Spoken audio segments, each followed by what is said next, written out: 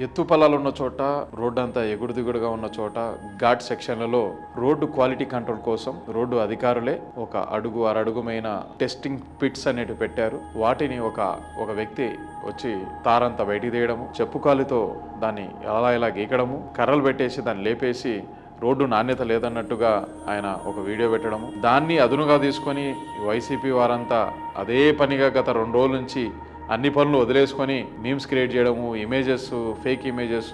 ఓ పక్క అధికారులు దీన్ని మేమే పెట్టాంరా బాబు అని వాళ్ళు వీడియోస్ పెట్టినప్పటికీ కూడా ఆ వీడియోస్ని తీయకుండా పదే దాన్ని నెగిటివ్ గా ప్రచారం చేస్తూనే ఉన్నారు. ఎమ్మెల్యేలుగా గెలిచిన వాళ్ళు ఉన్నారు, దాంట్లో ఓడిపోయిన వారు ఉన్నారు, పెద్ద పదవులు అనుభవిస్తున్న ఉన్నారు. అయినా కూడా సరే ఆ మెసేజ్ని తీయకుండా దాన్ని అలాగే తిప్పుతూనే ఉన్నారు. ఈ వైసీపీ వారికి సిగ్గు శరం ఏ కోశానా లేదని మనందరికీ తెలిసిన విషయమే. ప్రతి ఒక్క జనసేన సైనికుడు మన వ్యక్తిగత పేరే కాదు, పార్టీ యొక్క భవిష్యత్తు కావాలి.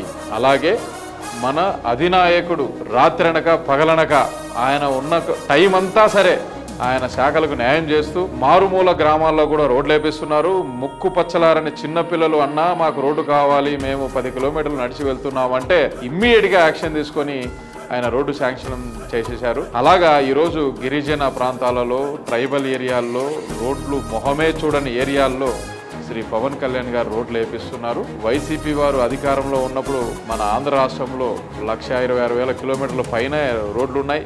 కానీ ఎక్కడే కానీ తట్టెడు మట్టి కానీ తట్టెడు తార కానీ వేసిన సందర్భాలు లేవు.